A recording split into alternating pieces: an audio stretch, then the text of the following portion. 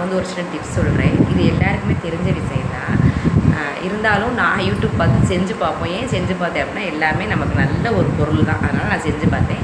அது நல்ல ஒரு ரிசல்ட் கிடச்சிதுங்க. முடி 40 வயசுக்கு மேலே ஆகிட்டாலே முடி நரைக்க ஆரம்பிச்சிடும். அதனால் நான் வந்து அதை செஞ்சு பார்த்தேன்.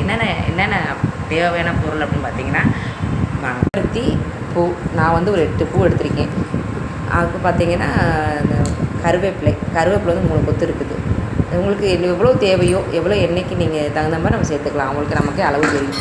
அதுக்கப்புறம் பார்த்திங்கன்னா வேப்பிலை வந்து ஒரு 6-7 எடுத்து வச்சுருக்கேன். வேப்பிலை வந்து முடி வெட்டு, இந்த பூச்சி வெட்டுன்னு சொல்லுவாங்களா, அது சேர்த்துக்கிற வேண்டியதான். கொஞ்சம் சேர்த்துக்கணும், ரொம்ப சேர்க்கக்கூடாது. ஒரு 6-7 இலை சேர்த்துக்கணும். அதுக்கப்புறம் பார்த்திங்கன்னா செம்பருத்தி இலை. அப்புறம் பார்த்திங்கன்னா நெல்லிக்காய் எடுத்திருக்கேன். ஒரு நெல்லிக்காய் சேர்த்தா கூட போதும். நல்லா வாஷ் பண்ணிவிட்டு அதை கொஞ்சம் பொடிச்சா கொஞ்சம் கொஞ்சமாக சீவி போட்டு நைஸாக அரைச்சிக்க வேண்டியது. அதுக்கப்புறம் பார்த்திங்கன்னா வெந்தயம் நல்லா ஊறிடணும்.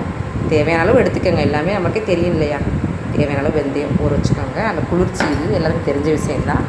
பார்த்திங்கன்னா இது வந்து மருதாணி இலை நல்லா வாஷ் பண்ணி நான் உருவி வச்சுருக்கேன்.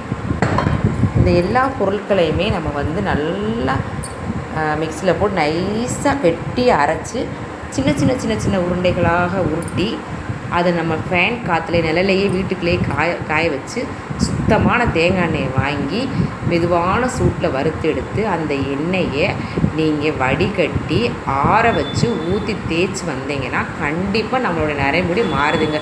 எனக்கு நல்ல ரிசல்ட் கிடச்சிருக்கு. நீங்களும் இதை செஞ்சு பாருங்கள். சூப்பராக இருக்குங்க. தேங்க்யூ.